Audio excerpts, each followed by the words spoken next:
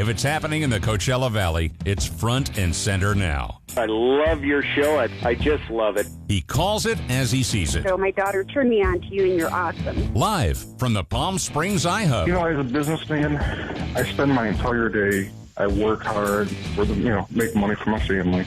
So I don't have the time to invest and to know what's going on, and that's why I listen to your show, because you tell it exactly the way it is. This is the Russ Betts Show on iHub Radio.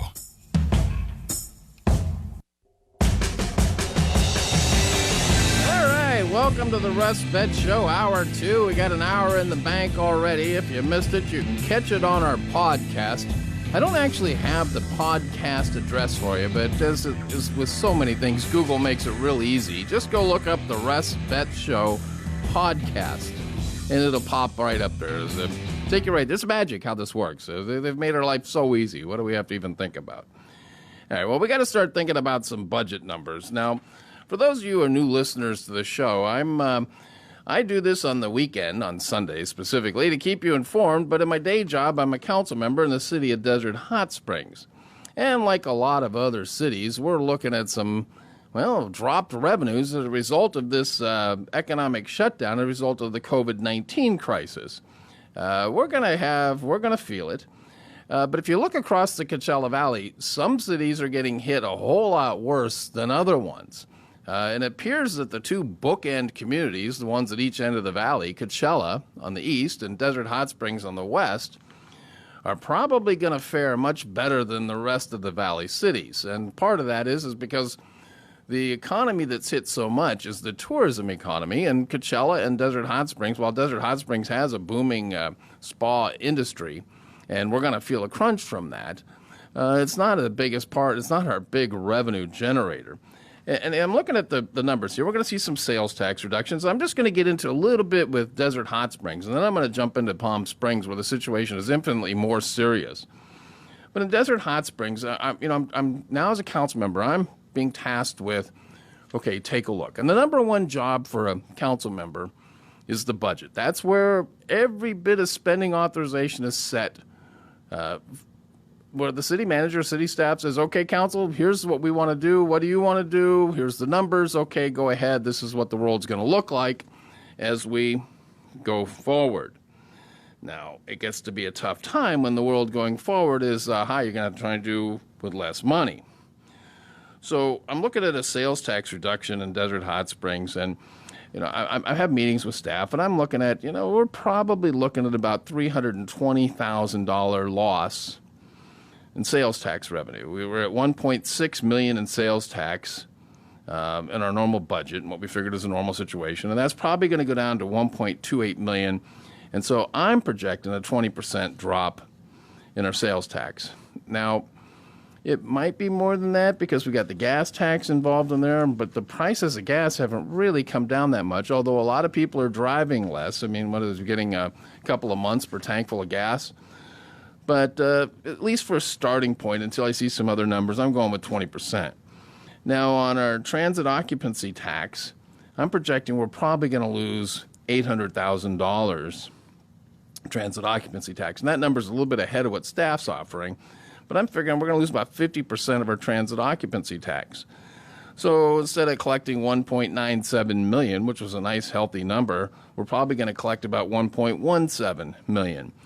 So all in all, I'm figuring the city's probably going to face a 10% tax adjustment that we're going to have to make. And there'd be some, all that is assuming those numbers are within reality. And we're going to get more detailed staff information. You have to understand that every city is at budget time. That budget time comes right about now. You set your budget and you work on it from January to June 30th, and then and we were in good economic times. I mean, it was a real easy time to budget. Say, yeah, okay, great. What do we want to spend it on? And not what do we have to cut?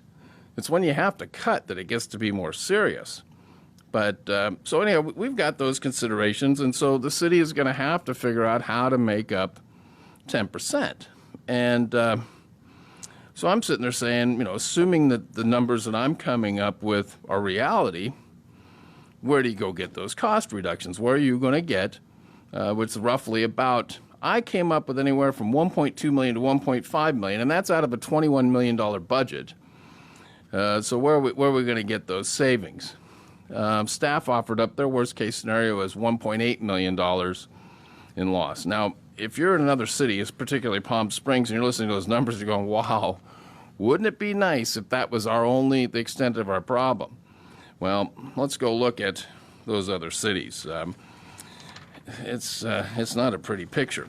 You've got Palm Springs. So amid the coronavirus pandemic and the related shutdowns, Palm Springs is anticipating a budget deficit of about $75 million. And I got some notes here because I listened to their council meeting. I listened to it carefully, and basically I went through it. They had a 5-hour budget study session, and they're expecting a deficit of about $76 million, and it was termed as an enormous deficit.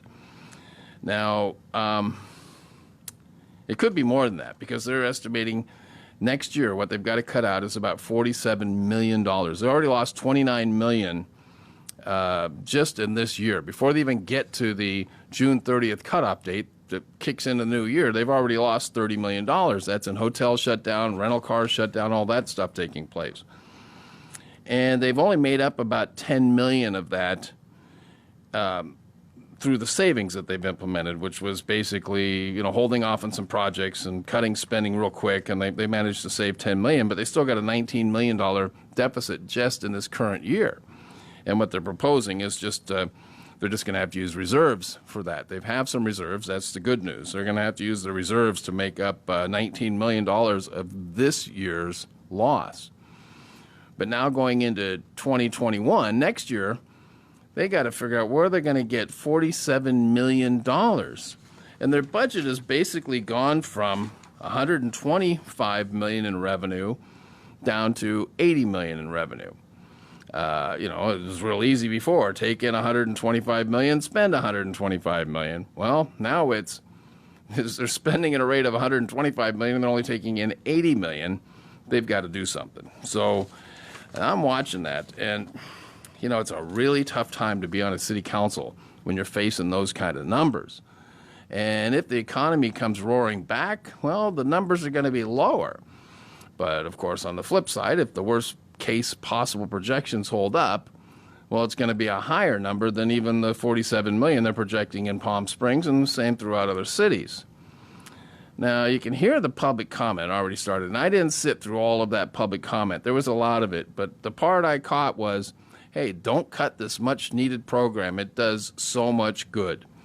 And I remember when our city was in very, very dire straits, and I kept hearing people say, hey, don't cut this, don't cut that. And from the dais, we basically had to say, look, we're looking at these numbers, and if we don't cut, we're not going to have a city. And I would love to continue that program, but if we don't make those cuts, get this clear, we aren't going to have a city. And our city came within $450 of running out of money. At one point in time, we had just $450 available cash in the bank. Now, I was talking to a fellow colleague on the city council with me at the time. He's no longer on the council, but he went through all that with me, and he's looking at the Palm Springs numbers, and he's looking at our situation. He says it looks to him that they're in the same degree of financial crisis as Desert Hot Springs was in 2010. The only difference, of course, is that Desert Hot Springs got into that situation with some wildly reckless spending and the hiding of some very bad numbers by a former city manager who wasn't giving the council the full picture. Was actually taking steps to hide it from the council. Whole other story. We can talk about that anytime you want. Call in and we'll give you the details. But right now I'm going to continue. So in Palm Springs, it's a completely different story. It's the COVID-19 shutdown that's hit the economy. I mean, Palm Springs is a tourism town, and there's no tourism. In the past 15 years, they did a great job building that city up. I can remember when the conversation was, hey, Palm Springs is dead. The new place to be is Palm Desert.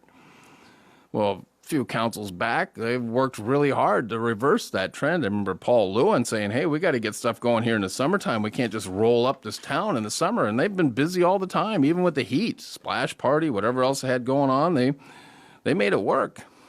And So, now a big part of that revenue is gone. And so what happens to a swim center, a library, an animal shelter, public safety, park maintenance, city salaries, and city service levels? I mean, that's what's going to have to be worked out. And the public, all this is going to be amid the public that doesn't have the numbers, some of them that don't understand the situation.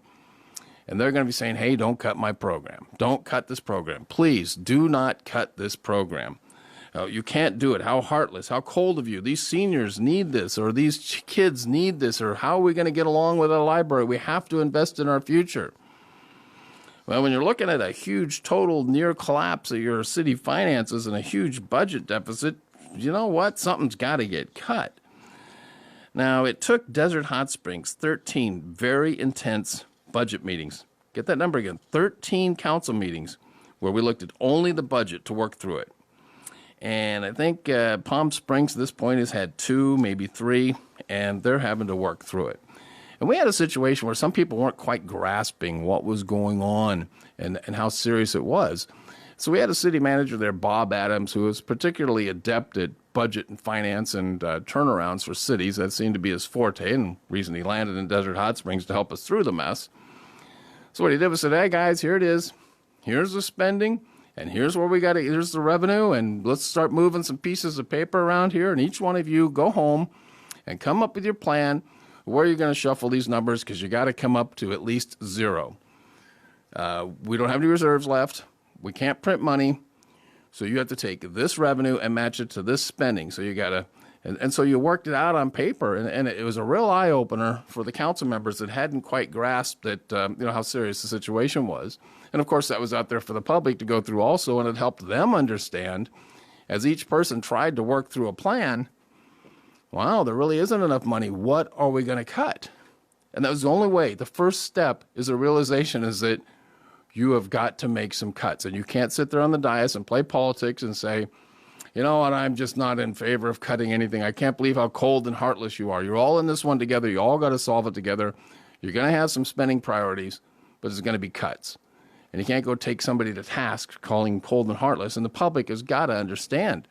You must take the time. You can't just sit there and say, what about me? What about me? And I understand that's the way it works, but it's not going to solve the problem.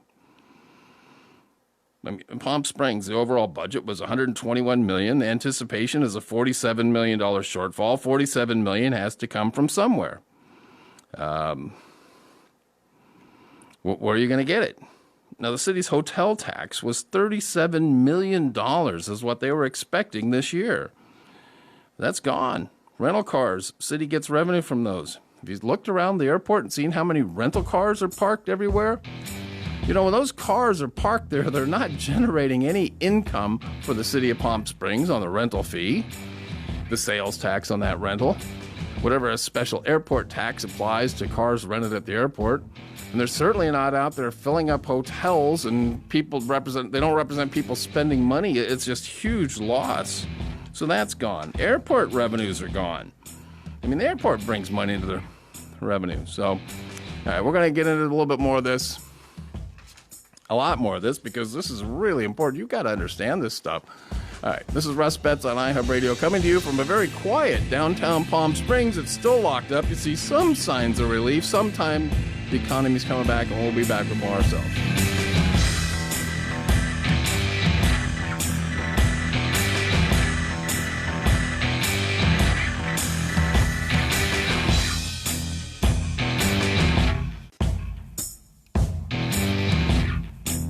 Live from Palm Springs. Hey, everyone, listen to this, please. 10 years ago, this was a thriving, booming economy, but we're not going to that extent. This thing isn't a total crash. I want to tell you, you got the radio voice, my friend. This is the Russ Betts Show. Wow, that's really honorable. Now, here's Russ Betts on iHub Radio. All right, so we're back. We're talking about Palm Springs. The city council's already declared a fiscal emergency. They've got a hiring freeze on current job vacancies, and they've cut some other operational costs, and basically they've achieved short-term savings of about $10 million. They were facing a $29 million loss in the current year, so that $10 million in savings means this year they're going to be in the red $19 million. Then they got the whole next year to worry about. And that $19 million, by the way, is going to come out of their reserves. That's pretty much the way it looks like now. They may make some other decisions, but I think David Reddy, the city manager for Palm Springs, made it pretty clear, we're out of time to make any other adjustments. That's just what we're going to have to accept. And that's what reserves are there for.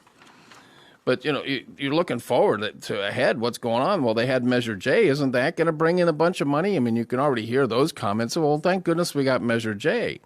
Well, Measure J is a sales tax, and it's down 30% in its revenues to the city. So, that's not great.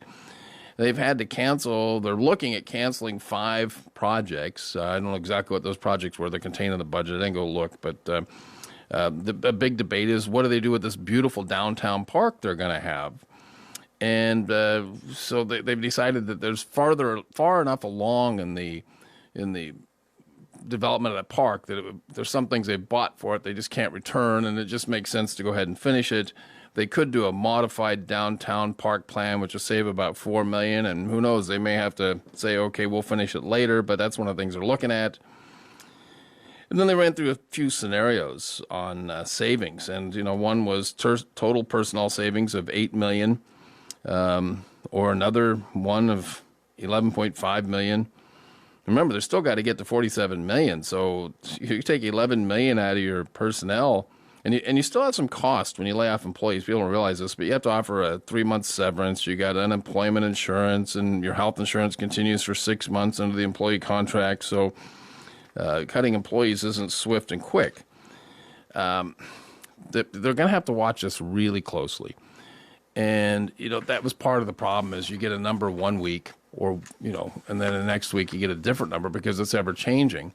And then people don't grasp that concept. That was a big problem we had in Desert Hot Springs. So wait a minute, I thought the number was this. I said, well, look, you got to get it through your head. These numbers are changing. Staff's doing as good a job as they can to get you this stuff, but there's a lot going on here, and it's not going to be perfect. So just start doing your job. You're heading to zero, and realize zero, the target number you're getting at, may move a little bit. How the heck can anybody predict where the economy is going to be? Now, you can go say, well, we're going to go with this bright, rosy, everything's going to come back, slowly build back up, and the economy is going to be good, so we're going to budget for that.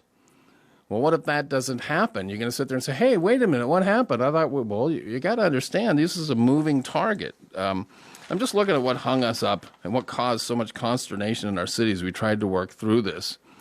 The public was really supportive in Desert Hot Springs. One of the issues that came up, and this is just a minor issue, but city staff thought, well, here's a really good way to show people how terrible it is. Let's turn off the water to the parks so that the grass at the Little League field, everything else goes brown and crunchy. I think staff just loves a brown, dead grass at a park as a good visual reminder to the public that, hey, it's bad out there. Well, our council had decided, no, absolutely not. The water on a park doesn't cost that much, and if we're having tough times, at least the Little League can have a proper field to play on. As a city, it was in trouble, not them. We're not going to punish them by turning off the water. Well, despite council orders to keep the parks watered, staff was doing what they wanted to do. They didn't turn it off. They just turned it down so far that it wasn't enough to keep the grass from going brown and crunchy. So finally, we embarrassed the city staff at a council meeting. You're not supposed to do that. But we finally said, listen, turn the water up to the point that the grass is green. Don't turn it off. Don't turn it down. Don't play games. The grass in the parks so you'll have some of that going on. Anyhow, now cities across the Coachella Valley are having issues. Coachella, I heard Mayor Steve Hernandez basically give the same speech we can. We're fortunate that we don't have a lot of hotel revenue to lose. We don't have a lot of sales taxes. Of course, we'd love to have had the sales tax and that type of booming economy, but we're basically bedroom communities. And until the property tax numbers drop, which is about an 18-month reset, if we end up the same thing as in 2008 where the housing market crashes, well, Palm Springs, they're getting, they're getting a big chunk of their money out of I got it here somewhere. I must have put it away. All right. Our city gets a big chunk out of property taxes, and those are pretty stable. That just keeps coming in, and until they reset, that's about an 18-month process. So And we've got a healthy amount of reserves in our city, so we're looking okay. And I think Coachella is also. La Quinta is heavy on tourism. Certainly Indio with the big concerts is. Rancho Mirage is sitting pretty good. They got enough reserves that they can probably just ride this one out. I think Indian Wells is having some concerns. Anybody that relies on tourism as their main income generator has got some problems. What you got to do is you got to look, and the first thing to do is get to a baseline. When everything else is crashing, where is it going to stop? Because cities never run out of money completely. They always hit a point where here's as low as we're going to go.